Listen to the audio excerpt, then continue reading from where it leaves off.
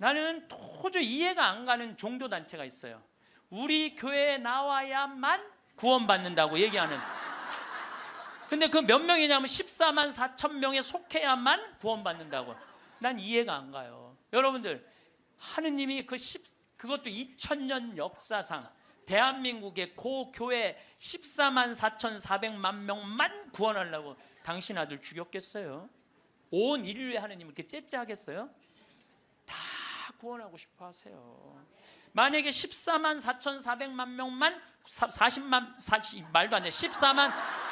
4천 명만 구원하려고 그러면 나는 예수님 그럴 것 같아. 14만 4천 명 구하려고 하면 예수님이 이랬을 거야. 야 베드로야, 네가 죽어라. 그 14만 4천 명. 예수님은요, 모두를 구원하시기 위해서 십자가 지신 거예요. 그래서 하늘나라는 활짝 열려 있는 거예요.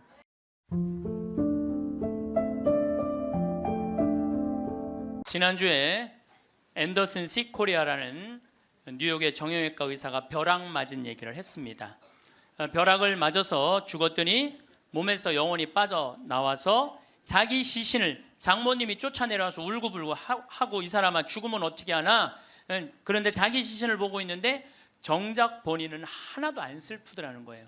그러니까 죽은 영혼은 여러분들 슬프지 않아요. 죽은 영혼은. 그러니까 여러분들 죽은 영혼을 위해서 너무 슬퍼하는 것도 죽은 영혼 멋쩍게 만드는 거예요. 누구한테 맡겨? 하느님한테 맡겨야 돼요. 그래서 저는 그 세월호에서 희생된, 물론 어른들 55명, 그것도 잊으면 안 되죠. 그분들도 잊으면 안 돼요. 우리가 어른들 55분 잊으면 안 되고, 더욱이 피지 못하고 세상을 떠난 우리 249명의 우리 학생들도 전부 누구 손에, 누구 자비에 맡겨야 돼요? 하느님 자비에 맡겨야 돼요. 그래서 너무 하느님 자비를 안 믿는 것도 내가 보기엔 문제가 있는 것 같아요. 아니, 하느님이 이 세상 구원하려고 당신 아드님 보냈는데 그렇게 억울하게 죽은 애들 천국에 안 데리고 갔겠어요? 그러니까 천국에 데려갔다고 여러분들도 굳게 믿으시고 그 아이들을 위해서 가끔 기도 중에 특별히 이 위령성을 때 기도 많이 해주시기 바랍니다. 어쨌거나 하여튼 이 앤더슨 시코리아는 의사는 딱 자기 몸이 나왔을 때, 영혼이 나왔을 때, 아 내가 죽었구나, 내가 이제 떠날 때가 됐구나. 보통 2, 3분 사이에는 죽었는지 샀는지 구분도 못한대요. 현실인지. 그래서 이거를 미국에서는 NDE라고 Near Death Experience라고 그래요. 임사체험, 근사체험, 죽음 체험이라고 그래요. 죽음의 선상에서 왔다 갔다 하는 거예요. 죽음의 선상에서. 그래서 이제 아내하고 딸하고 마지막 작별을 해야 되겠다 생각을 하고 아내하고 딸이 있는 호텔로 걸어가려고 그러는데 걸어가지지가 않더래요. 여러분들, 죽은 영혼들이 처음으로 착각하는 게 육신이 아직도 있는 줄 안 되는 거예요. 처음으로 착각. 육신은 이미 저기 누워있고 영혼만 나온 거예요. 그래서 육신이 있는 줄 알고 차가 지나가면은 그 차를 피하려고 막 그런다는 거예요. 육신도 없는데. 육신이 있어야지. 이 육신이, 내가 이 물질이 나라는 물질하고 마주치면서 이 막는데, 나는 이미 물질이 없어진 건데, 혼인데 걸어가려고 하니 걸어가지지 않고 쫙 떠서 가더래요. 허기야, 여러분들 동양 귀신, 서양 귀신 중에 걸어다니는 귀신 봤어요? 귀신들은 다 떠서 다녀요. 다 떠서. 여러분들 저기 전설의 고향을 봐도 저기 귀신들 보면 다 날라다니잖아요. 다 하다못해 중국 강시도 이러고 다 떠다녀. 쫙 떠서 가더래. 그래갖고 이제 문을 열으려고 그랬는데 문 열을 필요도 없더래요. 그냥 몸이 통과돼서 들어가더래요. 이것도 성서에 다 나오는 거예요. 예수님이 부활하시고 난 다음에 제자들이 문 걸어 잠고 있었을 때 어떻게 했어요? 문 열지도 않고 그냥 그 안에. 그러니까 저는 요즘 과학이 발달하면서 많은 의사들이 죽은 사람들의 증언을 채취를 하고 연구를 하면서 그 내용이 신약성서에 다 나와 있어. 아니, 죽었다가 부활한, 우리 예수님 죽었다 부활하셨잖아요. 그렇죠? 죽은 사람 살려낸 거 예수님 다 살려냈잖아. 예수님 영원히 부활하시면 다볼산에서 거룩한 변모할 때 얼굴은 해와 같이 빛나고 온몸은 빛난다. 죽었던 사람들이 하늘나라에서 올라가서 본 장면 그대로 다 신약성서에서 예수님이 다 보여주신 거야. 다 보여주신 거예요. 근데 우리는 그렇게 예수님이 보여줬는데도 다 필요 없어. 죽은 아버지가 살아 돌아와서 얘기를 해줘야 돼. 우리는 다 필요 없어. 죽은 아버지가 살아 돌아와야 돼. 다른 사람 필요 없어. 참. 그래서 쫙 떠서 가면서 아내하고 이 딸이 있는 호텔을 딱 들어가 보니까 아내하고 딸이 얼굴에 막 페인팅을 하고 놀더래요. 근데 정작 자기는 안 슬프더래요. 떠나야 되겠구나. 그래갖고 이제 그래서 구말리라고 그러냐, 구말리. 그래서 그 죽은 사람들의 특징이 저 빛 있는 데까지 가는 여행길이 그렇게 멀게 느껴진대요. 근데 그 속도가 너무너무 빠르다는 거예요. 그래서 여러분들 우리 죽은 영혼들 잘 떠나가라고 죽으면은 마당에다가 못 떠나요. 사자밥 떠놓잖아요. 맷밥이라고 흰쌀밥 3그릇, 신발 3켤레, 국 3그릇, 그 다음에 엽전 3입 놓잖아요. 그게 뭐예요? 저승사자 둘 오니까 둘하고 죽은 본인 잘 떠나보내라고. 그리고 어디는 또 간장까지 떠놓는데요. 간장을 왜 떠놓는지 아세요? 이게 짜게 먹으면은 물 자꾸 먹히려고 중간에 서서 물 먹는다고 천천히 떠나가라고. 아니면 다시 돌아올 수도 있다. 그래서 간장도 떠놓고 된장도 떠놓는 거라는 거예요. 그래서 이거 죽은 이들을 위한 그런 것들이 너무너무 많은 거예요. 어쨌거나 하여튼 이제 이 앤더슨 시 코리아라는 의사는 나와갖고 하늘나라 딱 올라가는 순간 이 사람도 역시 신앙이 없는 사람이에요. 여러분들 내가 이 공부를 참 많이 해봤는데 하늘나라 올라갔다 온 사람들 중에 성당 안 다니는 사람 상관없대요. 상관없대요. 되게 어떤 사람들이 하늘나라에 많이 올라가냐면 이 세상 사랑하고 사람 사랑하고 아끼는 사람이 되게 올라갔다 오고 나쁜 짓 한 사람들은 다 어두운 데 갔다 온다는 거예요. 그러니까 성당 열심히 다닌다고 다 하늘나라 가는 거 아니에요. 이것도 성서에 다 나와.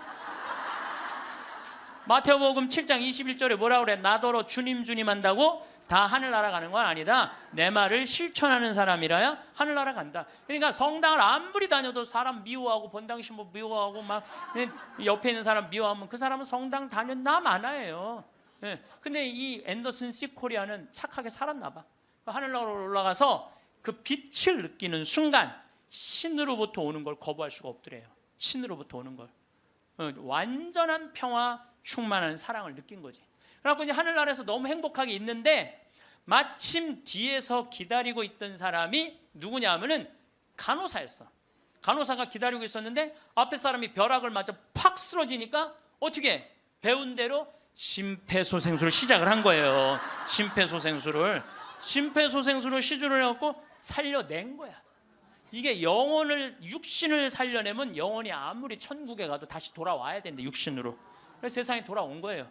그래서 옛날에는요 사람이 죽을 때 눈을 뜨고 죽고 입을 벌리고 죽으면 눈을 감겨주고 입을 다물어줬던 이유가 영혼이 다시 돌아오지 못하게 하려고 그렇게 다물어줬다는 거예요.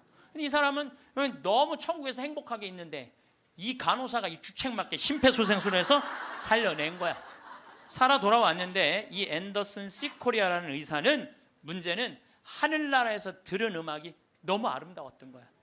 하늘나라 간 사람들의 특징이 뭐냐면 너무나 아름다운 음악을 들은 게 그 사람들의 특징이야.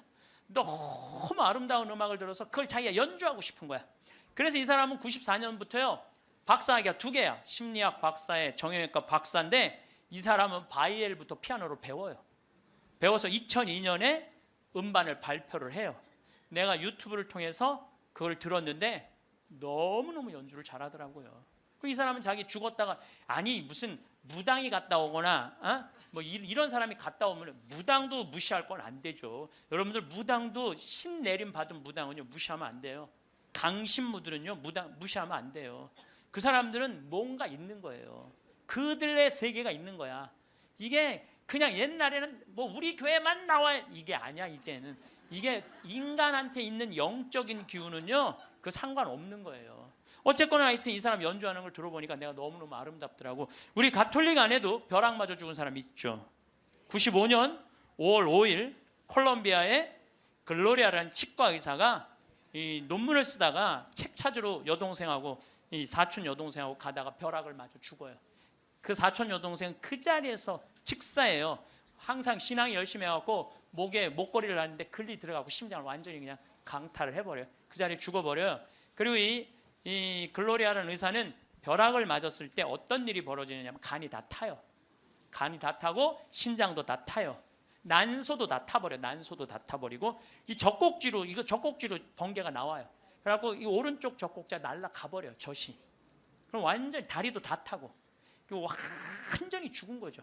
근데 이 여동생이 그 병원에 또 의사였어. 의사들이 죽었다, 이거 산소호흡기 뛰자. 절대 못 뛰겠다. 난 우리 언니는 죽은 게 아니다. 이 사람은 이제 영혼이 이제 나가갖고 하늘나라 올라가갖고 천국, 연옥, 지옥 다 돌아다니는 거예요. 그리고 이 사람은 16살 때 낙태를 해요. 그러면서 하느님이 너 낙태한 거 그냥 다 보여주는 거야.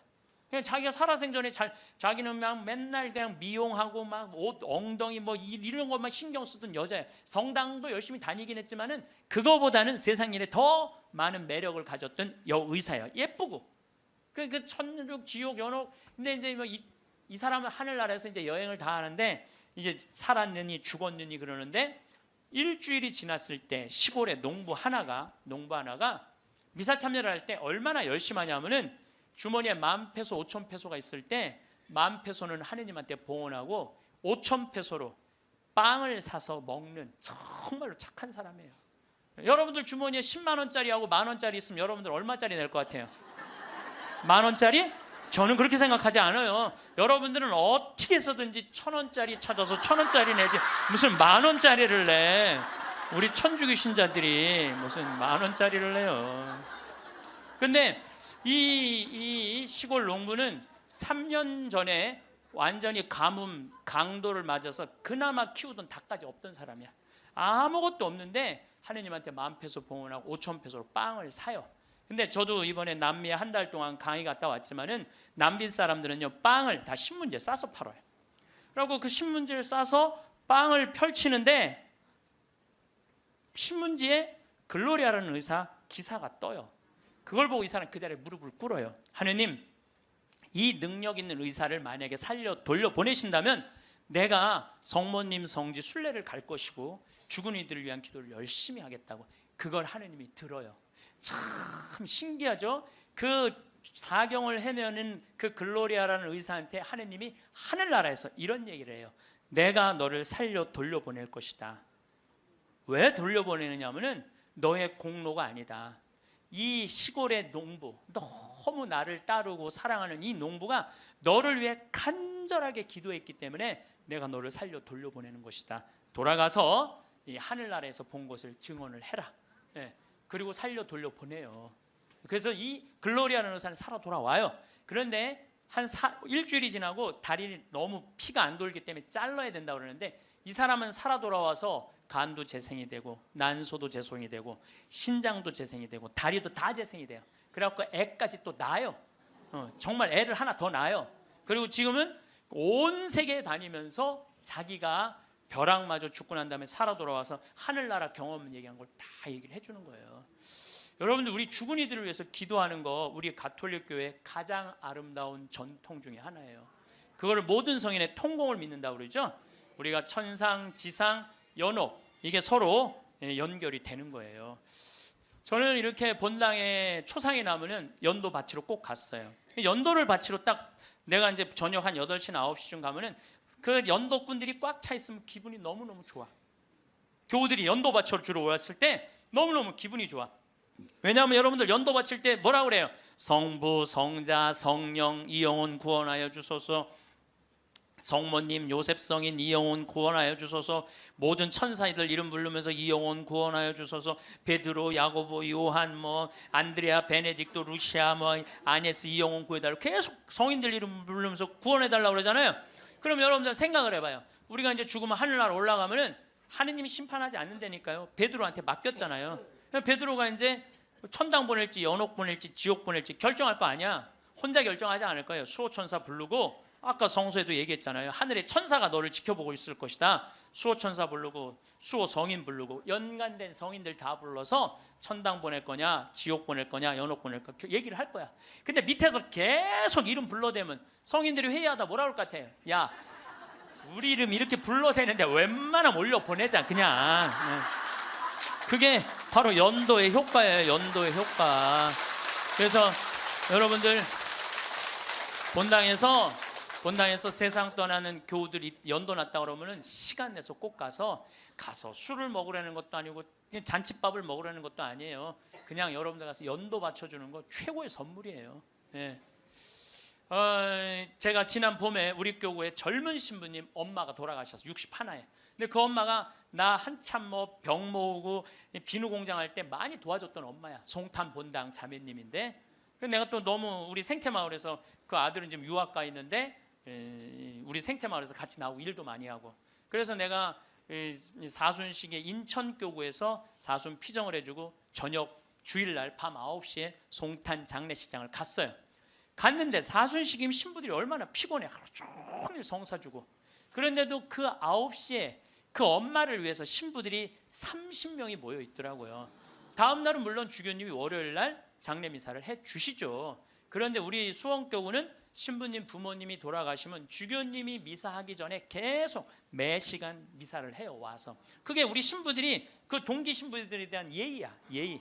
그래서 매 시간, 그러니까 수백 명이, 우리 수원교가 한 450명 되니까 수백 명이 와서 미사를 해주는 거야. 근데 그날도 내가 이제 마침 주례를 하게 돼갖고 미사를 주례를 하는데 하늘나라에서 회의하는 소리가 들리더라고요. 아니 진짜로 하늘나라에서 회의하는 소리가 들리더라니까요. 야,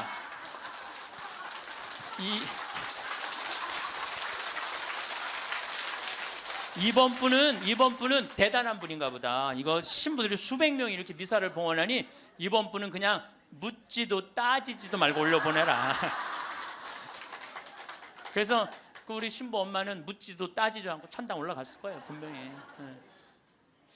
지난 봄에 또 내가 대국교구 교우들 위해서 이제 토요일 날 이제 강의를 갔어요. 그때도 뭐 1000명 이상 모였어요. 근데 10시, 오전 10시 강의인데 저는 항상 어디든 2시간 전에 도착을 해요. 강의 2시간 전에 도착을 해서 미리 이제 밥을 먹어요. 근데 이제 밥 먹을 때는 이 옷에 튀면 안 되니까 항상 사복을 먼저 입어요. 사복을 입고 허름한 청국장 찌개집, 아침에 청국장 찌개집을 들어가서 찌개집을 딱 들어갔는데 아주 멋있게 생긴 노신사가, 머리가 하얀 노신사가 나를 딱 보더니 눈이 점점 커지는 거야. 그냥 나를 아는 거지. 나를 아는데 내가 또 근데 이제 로만 칼날 아내니까 진가민가 했나 봐요. 그렇다고 내가 가사 걷고 저는 황창현 신부입니다 이렇게 할 수가 있나? 그냥 아시는 걸로 끝나는 거죠. 그래서 앉아갖고 이제 그 노신산 먼저 밥이 나왔어요. 근데 밥을 독특하게 드시더라고. 밥이 나왔는데 밥 몇 숟갈을 한 몇 알을 떠더니 뚜껑에 딱 올려놓더니 잠깐 이러더니 밥을 먹기 시작하더라고. 독특하다. 저건 개신교법도 아닌데, 독특한 우리 천주교법도 아니고. 그래서 이제 나도 이제 밥이 나와갖고 이제 난 이제 성호를 이제 긋고 이제 밥을 먹으려고 이제 사복을 입었어도 성호를 딱 그니까 성호를 그니까 그때서 그 노신사가 이렇게 말하는 거예요. 혹시 황창현 신부님이시냐고? 그래서 나 황창현 신부 맞다고. 그랬더니 자기는 불자라는 거예요. 불자인데 신부님 행복 특강을 돈도 안 내고 너무 잘 본다는 거야. 어쩜 이렇게 젊은 신부가 모르는 게 없냐고. 그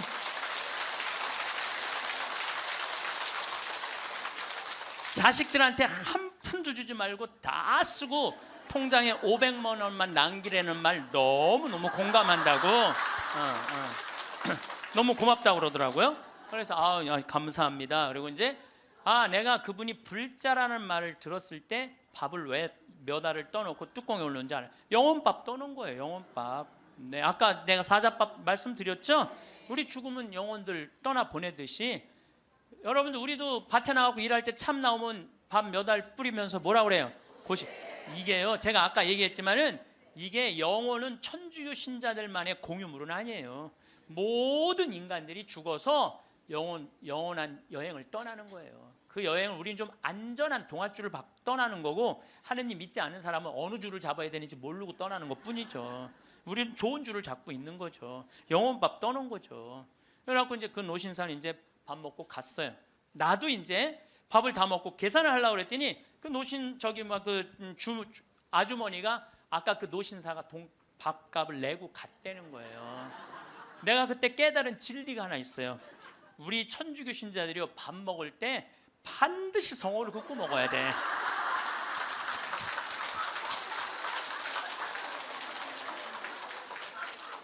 그래야지 뭔가 얻어먹는 게 있는 거예요. 여러분들 성호를 거야지.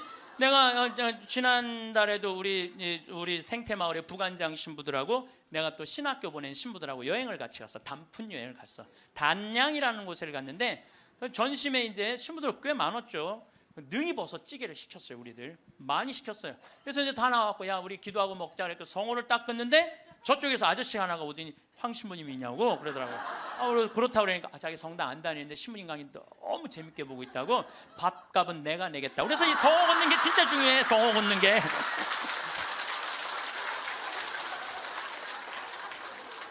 우리 천주교 신자들 영혼밥 떠나요 안 떠나요? 떠나요. 왜 안 떠나요? 여러분들 영혼밥 떠나요. 우리 식사 후 기도 때 뭐라 그래요? 전능하신 하나님 베풀어 주신 모든 은혜 감사드리나이다. 주님의 이름은 찬미를 받으소서, 이제와 영원히 받으소서. 세상을 떠난 모든 교우들이 천재자비하심으로 평화의恩식을 얻게 하소서.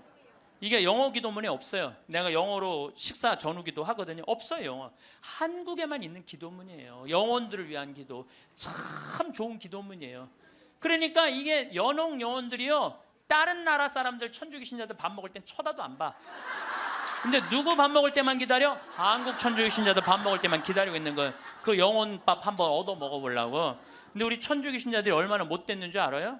식사 전 기도는 해 그나마. 근데 식사 후 기도하는 신자가 거의 없어요. 그냥 일어나는 거야. 얼마나 영혼에서 황당하겠어요. 연옥에서. 여러분들 이제 식사 후 기도하세요. 꼭 하세요. 우리들이 항상 영혼들을 위해서 기도해야 돼. 또 묵주기도 끝에 뭐라 그래요? 예수의 우리 죄를 용서하시며 우리를 지옥불에 소구하시고 연옥 영혼을 돌보시며 가장 버림받은. 여러분들 이게 1917년 파티마 성모님이 루시아 프란치스코 히아친트한테 부탁한 거예요. 왜? 연옥 영혼들이 너무 불쌍한 영혼들이 많으니까 너희들 기도해라고. 그러니까 저는 요즘 이렇게 이 죽음 강의를 준비하면서 장례차가 지나가면은요, 천주교 신자, 개신교 신자, 불교 신자 가리지 않아요. 가리지 않고 성호 커요. 성호 걷고 하느님 저 영혼 구원해달라고 좀 기도해요. 네. 나는 도저히 이해가 안 가는 종교 단체가 있어요. 우리 교회에 나와야만 구원받는다고 얘기하는. 근데 그 몇 명이냐면 14만 4천 명에 속해야만 구원받는다고. 난 이해가 안 가요. 여러분들 하느님이 그것도 2000년 역사상 대한민국의 고교회 14만 4,400만 명만 구원하려고 당신 아들 죽였겠어요? 온 인류의 하느님을 이렇게 째째하겠어요? 다 구원하고 싶어 하세요. 만약에 14만 4,400만 명만 말도 안 돼. 14만 4천 명만 구원하려고 그러면 나는 예수님 그럴 것 같아. 14만 4천 명 구하려고 하면 예수님이 이랬을 거예요. 야 베드로야 네가 죽어라. 그 14만 4천 명. 예수님은요 모두를 구원하시기 위해서 십자가 지신 거예요. 그래서 하늘나라는 활짝 열려 있는 거예요. 불교에는요 4대 보살님이 있어요. 관세음보살, 지장보살, 보현보살, 문수보살이 있어요. 관세음보살은 이 세상에 자비를 베푸는 보살이에요. 그런데 지장보살님은 저 지옥에 단 한 명이라도 있으면은 자기 성불하지 않겠다고 그러는 보살님이에요. 그러니까 우리는 지옥에 가면 천국에 못 가잖아요. 근데 불교는 또 달라요, 우리하고. 그러니까 지옥의 마지막 한 명까지 구원하겠다는 게 그 보살님의 마음인 거야. 나는 그 보살님이 너무 마음에 들어. 너무 마음에 들어. 이게 난 하느님의 마음이라고 생각 들어요. 하느님의 마음. 그러니까 여러분들도 모든 사람들이 구원받을 수 있도록 항상 기도하셔야 돼요. 여러분들은 구원 받을 것 같아요? 안 받을 것 같아요? 여러분들 구원 받아요. 적어도 이 시간 강의 듣겠다고 여기 나와서 앉아있는 여러분들은 구원 받아요. 아니 내가 여러분들 천당 간다는 확신 있으면 행복하지 않겠어요? 행복하죠? 아니 내가 이제 막 죽을 때가 다 됐어. 근데 싹 하느님이 와갖고 한 일주일 전에 귀에다 대고 너 축하해, 너 천당이야 이렇게 얘기하면 행복할 것 같아요? 안 행복할 것 같아요? 행복하겠죠? 근데 이거를 누구한테 하느님이 하냐면 프란치스코 성인한테 해요. 프란치스코 성인한테 나타나갖고, 프란치스코는 굉장히 빨리 돌아가시잖아요. 40대 초반에 돌아가시잖아요. 하느님이 와서 너는 연옥의 벌을 면한다. 바로 천국이다. 그랬을 때 프란치스코 성인이 너무 행복하게 일주일 동안 밥을 안 먹었다는 거예요. 너무 행복해서. 나도 지금 하느님이 오늘 저녁에 와갖고 창현아 너 천당이야. 너 우리 인사발령 신부들 인사발령 굉장히 기다려지거든요. 뭐 저야 뭐 평창에 있으니까 뭐 인사발령이 별로 없으니까. 그래도 신부들 인사발령 굉장히 기다려져. 그 인사발령 때 가고 싶은데 너 거기야라고 얘기하면 신부들이 얼마나 좋겠어요. 근데 우리 마지막 인사발령 너 천국이야. 마지막 인사발령. 근데 마지막 인사발령이 너 지옥이야. 그러면 어떻게 될 것 같아? 어떻게 될 것 같아? 가슴이 철렁하죠. 여러분들은 구원 받으세요. 예수님은요 마테오복음에 지옥 얘기 그렇게 많이 안 하세요. 마테오복음에 천국 얘기는 37번 하고 지옥 얘기는 13번밖에 안 해요. 다른 복음에는 아예 지옥이 거의 없어요. 지옥이 거의 없어요. 많이 나와요. 한두 번밖에 안 돼요. 그리고 나머진 한번 오늘 저녁에 집에 가서 성서 읽어보세요. 여러분들 눈이 확 뜨일 거야. 끊임없이 하늘나라 얘기를 해요. 끊임없이 기쁜 소식 얘기를 해요. 하늘나라 하늘나라 하늘나라. 내가 이만큼 하늘나라에 관련된 성서가 꽉 차 있어요. 그러니까 하느님이 주고 싶은 거는 뭐예요? 하늘나라예요.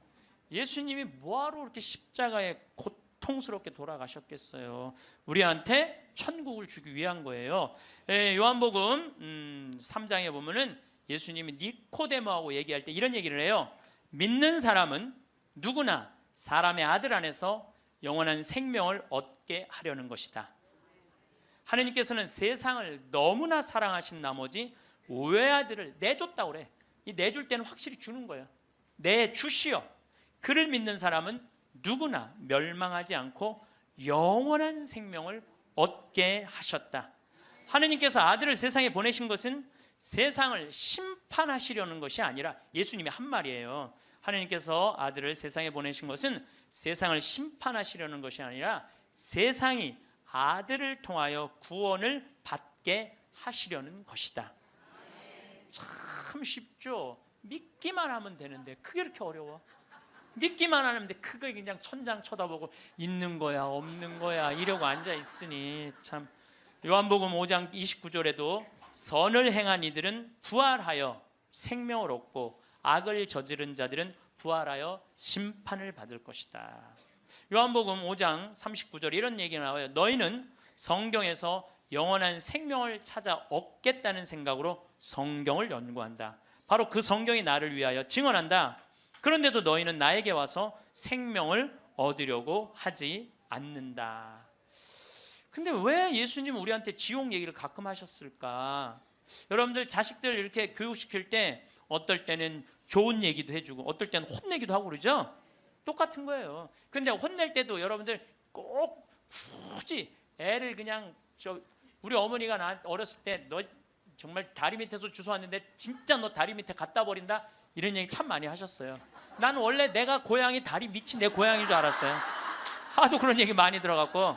근데 우리 어머니는 한 번도 다리 밑에 날 버리지 않으셨어요. 예수님도 똑같은 거예요. 아니 아버지가 자식 지옥 가기를 원하는 아버지가 어디 있어요? 그건 아버지가 아니지. 근데 우리는 하느님의 사랑을 많이 믿지를 못해요. 하느님의 사랑을 많이 믿지를 못해. 참 이렇게 의심하는지 몰라. 저는 본당 신부 10년을 하는 동안 총회장님 4분하고 살았어요. 근데 이 4분의 총회장님들이 정말 열심히 했어요. 일을. 그러니까 우리 동창 신부들이 성당에 오면 맨날 총회장이 있는단 말이야. 야, 니네 총회장을 어떻게 하길래 저렇게 열심히 하냐? 나 별말 안 했어. 딱 한마디밖에 안 했어. 무슨 말 했는데? 나는 총회장님을 믿는다.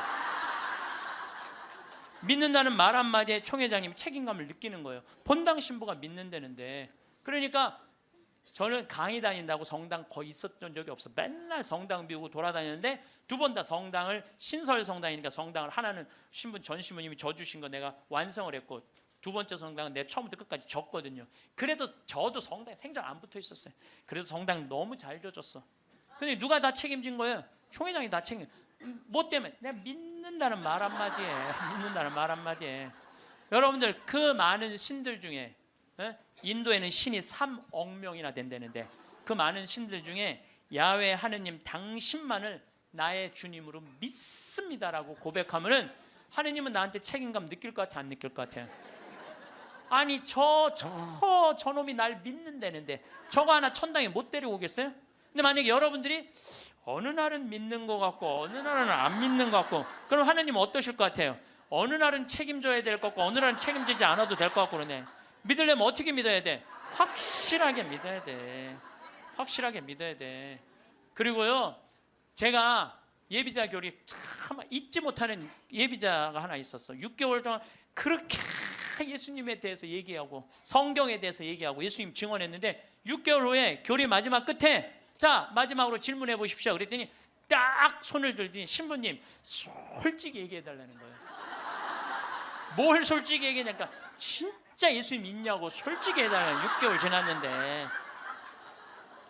자, 여러분들도 저한테 그렇게 물어보고 신부님 솔직히 한번 얘기해 보라고 예수님 믿느냐고. 내가 이스라엘 다녀오고 과달루페 가고 파티마 가고 루르도 가고 또 수많은 사제생활 23년 하면서 수많은 신앙 체험하고 나도 신앙 체험하면서 내가 느낀 게 있어요. 내가 확실하게 나한테 물으면 내가 얘기할게. 하느님 확실하게 살아계셔.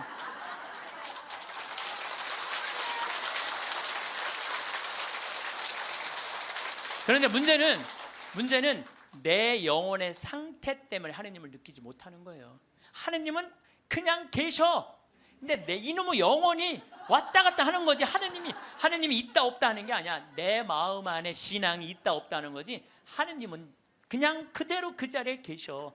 내가 깨어서 기도하고 주님을 끊임없이 찾고 주님께 찬양을 드리고 감사를 드리면요, 주님은 응답해 주세요.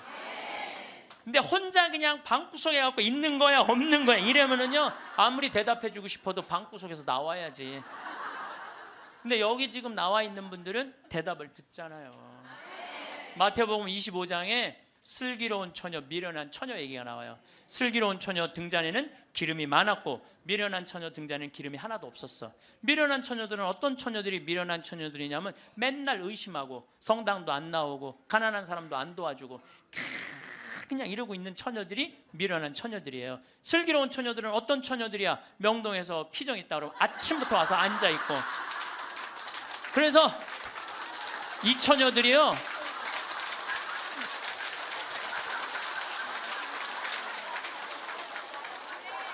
이 처녀들이 기름 종지에 기름이 많은 처녀들이에요. 여러분들이 이웃에게 복음을 선포하고 참된 삶의 길, 진리의 길을 가르쳐주는 거 기름 한 방울 모으는 일이에요.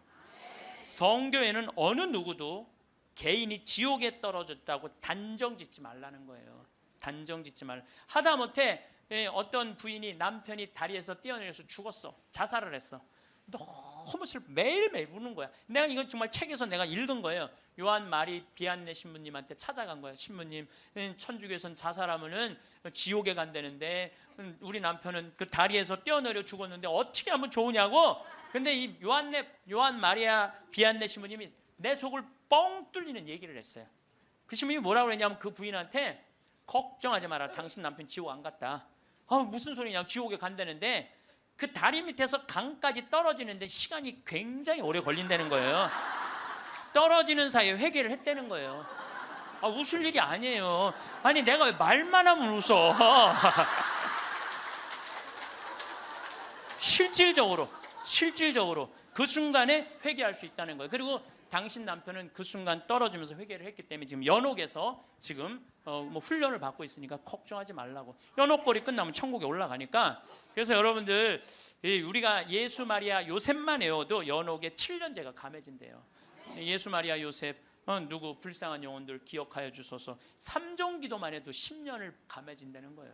3종 기도. 그러니까 식사 후 기도, 예수 마리아 요셉 3종 기도 얼마나 좋아요. 밥 먹을 때 그냥 하면 되는데 그게 그렇게 힘들어? 아니 나는 우리 부관장 신부하고 아예 식탁에다 3종 기도 이렇게 써놔요. 그럼 써놔고 부활 3종 기도 또 그때 가면 또 까먹잖아. 부활 3종 기도 그냥 3종 기도 이렇게 해갖고 써놔요. 그래서 영어로도 한 번 하고 우리나라 말로도 한 번 하고 그래 좋더라고요. 3종 기도 하는 거. 식사 후 기도는 반드시 하고. 근데 어떨 때는 이게 우리 이제 식사 후 기도 훈련이 안 돼갖고 나 식사 후 기도 벌써 일어나서 가는 신자들 태반이야. 나는 전능하신 하느님 벌써 가. 아니 세상을 떠난 모든 교우들이 천재자비하시고 평안하시 아직도 한참 남았는데 이 전능하신 그러지 말라는 거예요. 1991년 팸 레이놀즈라는 이 가수는 미국의 가수인데 작곡가 겸 가수인데 심한 뇌동맥류가 걸려요. 이 수술은 굉장히 위험한 수술이에요. 왜냐하면 이 사람을 수술하면 뇌에 있는 피를 다 빼야 돼. 뇌에 있는 피를 다 빼고 심실 정지, 심장을 정지시켜야 돼. 그러니까 사실은 죽이는 거예요. 죽였다가 다시 살리는 수술이야. 죽였다가 다시 살리는 수술이야. 그런데 이 사람이 97년에 수술을 해. 애리조나 대학에서. 이때 지금은 죽음 이후의 세계에 대한 연구가 미국이 너무 많이 해요. 100개 대학에서 연구를 하고 있어요. 지금 우리나라만 지금 죽음 이후에 대한 관심이 없지, 미국엔요 그런 책, 뭐 애프터 라이프, 뭐 죽음 이후의 세계, 뭐 너무너무 책이 많아요. 너무너무 뭐 영어로 된 책, 내가 미국에 가서 이 강의하니까 엄청나게 선물을 하더라고요. 어쨌든 이 팸 레이놀즈가 수술할 때는 의사들이 완전히 죽이는 수술이니까 저 사람이 진짜 영혼이 빠져나오느냐, 그거 참관을 해요. 근데 여러분들, 이 사람은 뇌에 피를 빼고 심장을 전지시키고 완전 마취를 하고 수술하는 거야. 여러분들 마취 수술 해봤던 경험 있으세요? 네. 나도 20년 전에 맹장 수술할 때 마취를 했는데 한심하더라고요. 내가 신부님 마취 들어갑니다 그런데 그게 뭐라고 딱 들어갔는데 아무 생각이 안 나는 거야. 나 탁탁 치는데 깨어나 보니까 벌써 배를 가르고 맹장을 떼어냈다는 거야. 아니 내 맹장을 떼어냈는데 내가 모르니 이게 말이 되는 일이냐, 이게 내 맹장을 떼는데 내가 모르는 게 말이 돼? 답답하더라고요. 떼어냈다는데. 그래서 내가 다음에는 내가 수술할 때 반드시 정신을 똑바로 차리고 아무리 마취를 해도 내가 어떻게 수술하는지 지켜봐야 되겠다. 근데 내가 이제 거의 한 5년 전에 위암 수술을 하게 됐잖아요. 위를 3분의 1을 잘라내잖아요. 그래서 이제 난 6시간짜리 마취를 이제 하러 들어갔는데, 이제 수술실 들어가면서 내가 속으로 나한테 외웠어요. 정신 똑바로 차려야지, 정신 똑바로 차려야지. 그래서 수술실 들어가고 신부님 마취 들어갑니다. 그랬을 때 딱 씌울 때 정신 똑, 그걸로 끝이야. 정신 똑, 그걸로 끝이야. 깨어나 보니까 배를 가르고 위를 3분의 1을 잘라냈다. 이번에도 그냥 당한 거지. 그냥 아무 생각이 안 나, 아무 생각이. 근데 이 팸 레이놀즈도 이 수술실에 들어갈 때 뇌에 피를 다 뺐으니 이 사람은 아예 생각이 없는 사람이에요. 심실 정지시키고. 그래갖고 딱 수술을 시작을 했을 때 이 사람은 영혼이 빠져나와요. 빠져나와갖고 수술실 장면을 지켜봐요. 의사가 간호사한테 지시하는 거, 수술 도구 전해주는 거, 그리고 자기 머리를 자르는 수술 도구를 봐요. 자기 머리 자르는 걸 봐요. 쫙 자르고, 내가 이제 죽었구나. 그래갖고 이 팸 레이놀즈는 건물, 이제 병원 위로 올라가고 하늘나라 올라가는데 자기 할머니가 목소리가 특이했대. 하늘나라에서 막 부르더래요. 오라고, 오라고. 하늘나라 올라가 보니까 자기 할머니가 있고 죽은 형제 친척들이 쫙 있더래요. 너무 아름다운 모습으로 빛을 내고. 그러니까 죽은 사람들 거의 공통적인 의견이에요. 근데 자기 기타를 가르쳐준 외삼촌이 넌 아직 키워야 되는 애도 있으니까 넌 가야 된다고. 난 가기 싫다. 이거 너무 좋다. 가라. 가기 싫다. 그러면서 실갱이를 하는데 삼촌이 확 미는데 수술이 끝난 거예요. 깬 거죠. 살아 돌아온 거죠. 근데 이 사람은 놀랍게도 참관한 의사들한테 의사들 배치를 다 얘기를 해줘요. 어떤 의사가 어느 자리에 있었고, 수술 도구는 여러분들 우리들이 수술하러 들어갈 때요 절대 수술 도구를 개봉을 안 해요. 오염될까봐, 감염될까봐. 그래갖고 의사들이 완전하게 다 방지를 하고 이 사람 마취 끝나고 난 다음에 수술 도구를 다 꺼내요. 그러니까 우리들은 수술 도구를 어떻게 생겼는지 몰라. 수술실에 들어간 사람 알아요, 몰라요? 모르죠? 근데 자기 머리 자르는 거, 전동기, 칫솔같이 생긴 것까지 다 설명을 하는 거야. 다. 너무너무 놀라운 거죠. 그러니까 이게 여러분들 이런 연구를요 하버드 대학, 예일 대학, 뭐 사우스햄프턴, 세계 최고의 대학들이 연구를 하는 거예요. 그냥 내가 무슨 뭐 무당하고 만나갖고 그냥 대충 얘기하는 게, 짜고 얘기하는 게 아니고 이건 뭐 논문으로 나오는 내용들을 여러분들한테 전해주는 거예요. 여러분들은 바쁘니까 책 읽을 시간이 없잖아. 내가 대신 읽어갖고 다 지금 전해주는 거예요. 미키라는 미키라는 시각 장애자는 앞이 안 보이는 사람이야. 앞이 안 보이는 사람인데 이 미키는 18살, 우리나라는 20살인데 교통사고로 죽어요. 근데 이 사람은 태어나서부터 앞이 안 보이던 사람이야. 그러니까 하얀색이 뭔지, 까만색이 뭔지, 빨간색이 뭔지 아무리 설명을 해줘도 모르죠. 태어나서부터 앞이 안 보이니까. 나무가 어떻게 생겼는지 뭐 설명을 해줘도 상상을 하지 꽃이 어떻게 생겼는지 알 수가 없잖아요. 근데 이 사람이 교통사고로 죽어요. 죽어서 딱 수술실에 들어갔는데 자기 몸을 처음으로 봐요. 반지를 보고 자기인 걸 알아요. 내가 저렇게 생겼구나. 머리 모양을 보고 내가 저렇게 생겼구나. 그리고 죽어서 하늘나라로 올라가는데 빨주노초 파남보를 다 보는 거야. 너무 아름다운 빨주노초, 온갖 아름다운 꽃, 새, 나무를 보는 거예요. 그러고 하늘나라에서 너무너무 행복하게 있는데 수술해서 살려낸 거야. 육신을 살려내면 돌아와야 된다고 그랬잖아요. 돌아온 거예요. 돌아왔는데도 이 사람은 어떤 거야? 역시 앞이 안 보이는 거죠.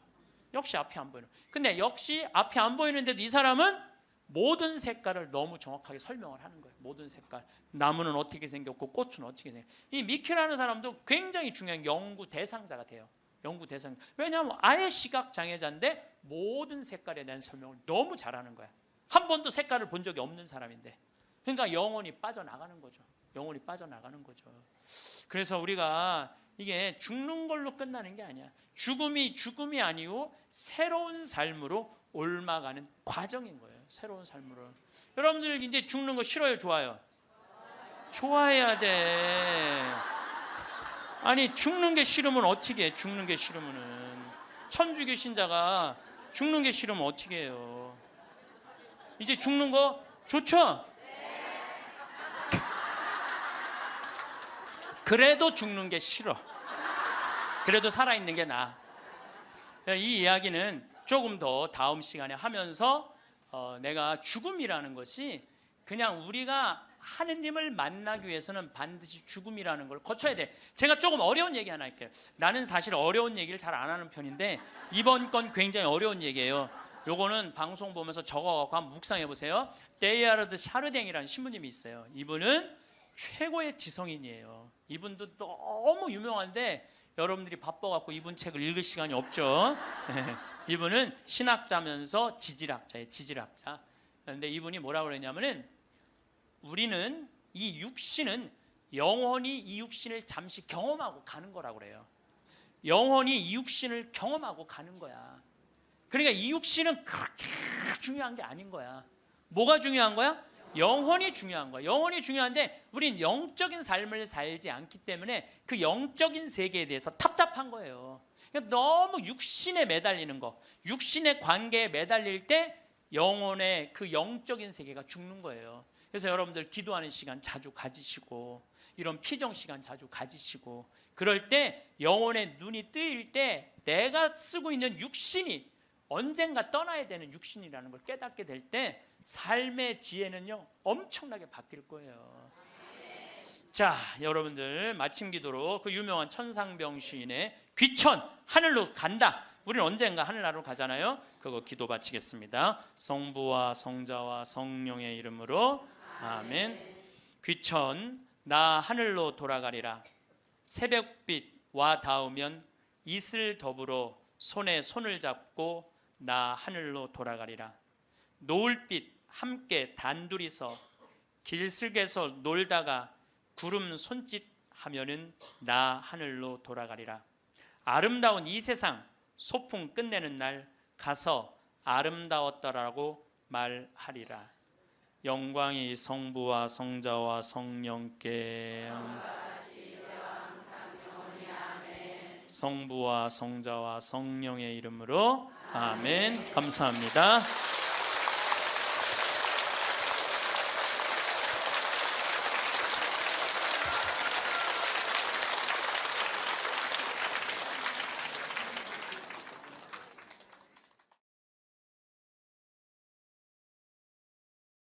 삶을 살아가면서 누구에게도 얕보이지 않고 오히려 강하고 당당한 인상을 주는 것은 생각보다 간단할 수 있습니다. 우리가 일상에서 자주 저지르는 몇 가지 실수들만 줄인다면 상대방으로부터 존경받는 인상을 줄 수 있습니다. 그렇다면 오늘은 이러한 실수들을 어떻게 피하고 어떻게 하면 더 강하고 자신감 있는 모습을 보일 수 있는지에 대해 함께 알아보겠습니다. 첫째, 실없이 함부로 웃지 마라. 웃음은 인간의 가장 자연스러운 반응 중 하나이며 우리가 어떻게 웃는지에 따라 타인과의 관계에 큰 영향을 미칠 수 있습니다. 특히 상대방에게 어떤 인상을 주고 싶은지에 따라 웃음의 종류를 달리하는 것이 중요합니다. 오늘은 이에 대해 좀 더 자세히 알아보겠습니다. 첫째, 무방비하게 웃는 것은 친근감을 표현하고자 할 때 유용할 수 있습니다. 그러나 이런 웃음은 때때로 상대방에게 자신이 만만하다는 인상을 줄 수 있어 상황에 따라서는 조심스럽게 사용해야 합니다. 예를 들어 업무 상황에서는 너무 자주 크게 웃는 것이 프로페셔널하지 못한 태도로 비춰질 수 있습니다.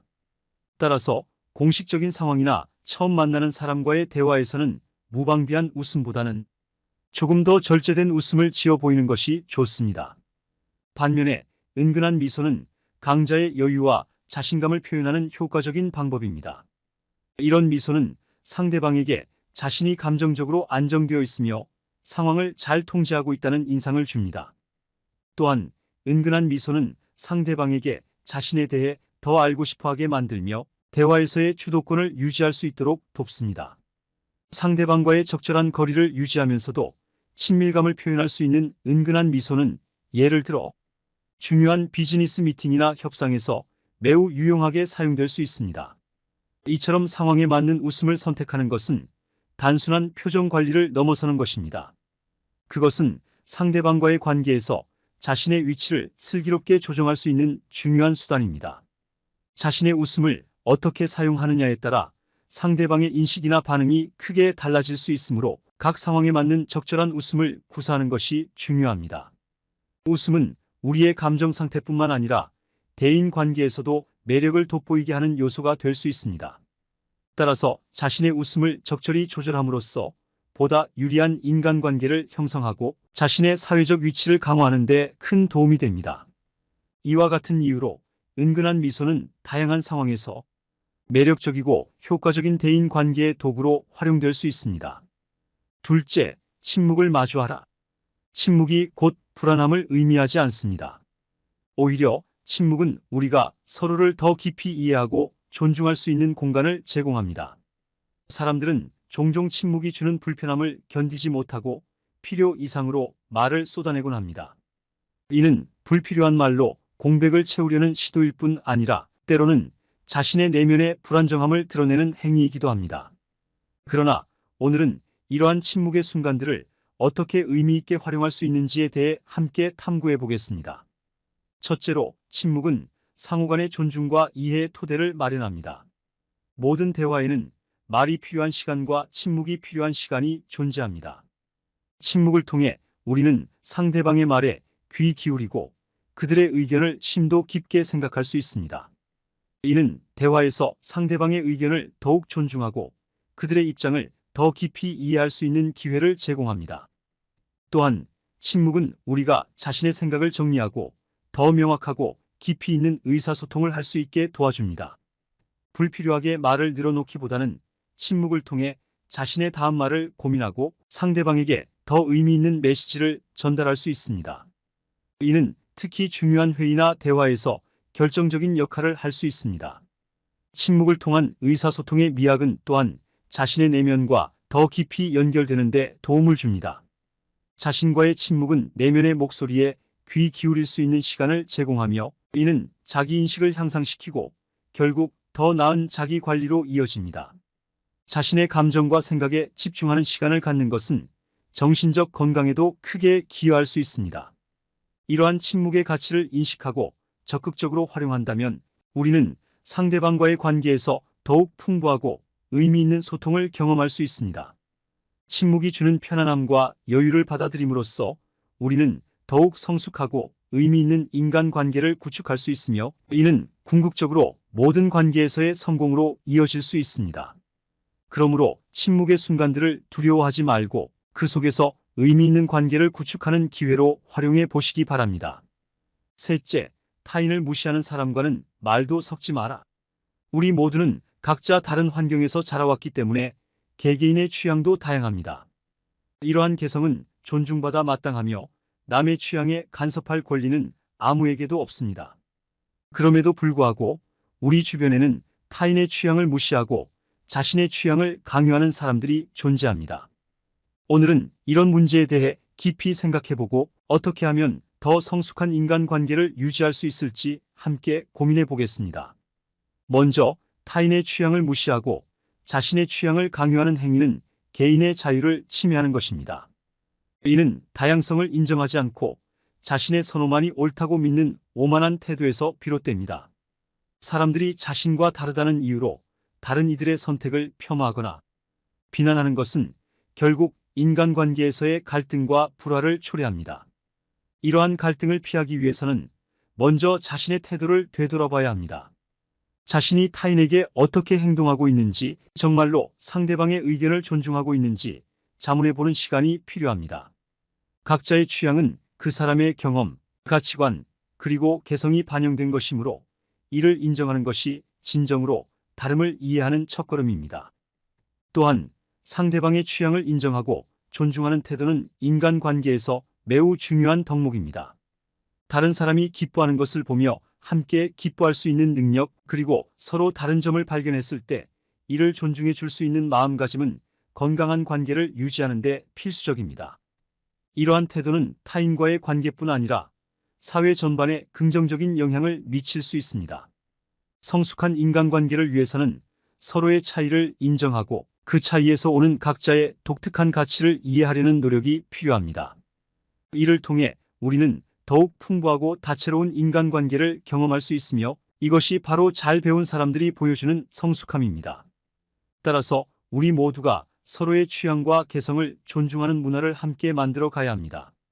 이는 단순히 개인적인 성숙을 넘어서 우리 사회 전체의 성장과 발전을 촉진하는 기반이 될 것입니다. 이 과정에서 우리는 서로를 더욱 깊이 이해하고 존중하게 됨으로써 더 나은 개인과 더 나은 사회가 될 수 있습니다. 넷째, 사람을 가리는 사람을 가리라. 모든 사람에게 막대하는 사람보다 대하기 쉬운 사람에게만 막대하는 사람이 더 최악의 인성을 가지고 있습니다. 이런 사람들의 행동은 주변 사람을 부끄럽게 만들며 결국 그들 자신도 무시당할 수밖에 없습니다. 사람의 인성을 쉽게 파악하는 방법 중 하나는 가족이나 종업원처럼 상대적으로 대하기 쉬운 사람에게 어떻게 행동하는지를 유심히 살펴보는 것입니다. 직장 상사나 권위 있는 인물과의 관계에서는 가면을 쓰고 있을 수 있지만 마음이 편한 대상에게는 본래의 인성이 드러나기 마련입니다. 가족에게 막대하는 사람일수록 편한 상황에서 그 본 모습을 드러내기 쉽습니다. 이러한 사람과 식당에 가면 종업원에게 반말을 하거나 작은 실수에 큰 소리로 모욕을 주는 모습을 목격할 수 있습니다. 정말로 모욕감을 느끼는 것은 그들의 옆에 있는 동료들입니다. 이런 행동을 지켜보는 주변 사람들은 점점 그들과 거리를 두게 됩니다. 이러한 이유로 사람들은 점점 막대하는 사람을 무시하고 사람 취급을 하지 않으려 합니다. 함께 어울려봤자 좋은 점은 없고 부끄러움만 쌓이기 때문입니다. 이런 사실을 깨닫지 못하고 내가 자기들한테 얼마나 잘했는데라고 서운해하는 것은 오히려 자신을 돌아보지 않는 태도입니다. 모든 것은 평소에 사람을 가려가며 무시하고 갑질을 일삼은 자신에게서 비롯된 결과일 뿐 그 누구의 탓도 할 필요가 없습니다.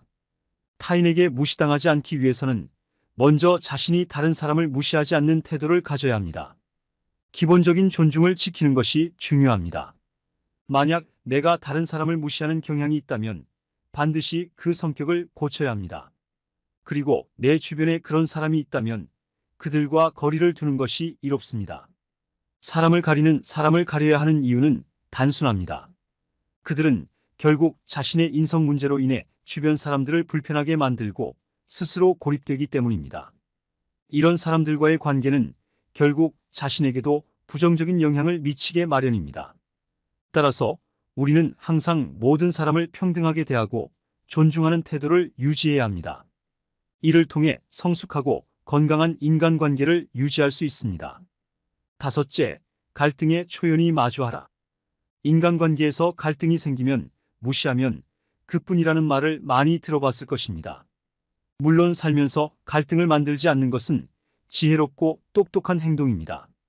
어떤 일이 벌어졌을 때 무시하고 대응하지 않는 것도 갈등으로 이어져 더 큰 손해를 보지 않게 만드는 좋은 방법 중 하나임은 분명합니다.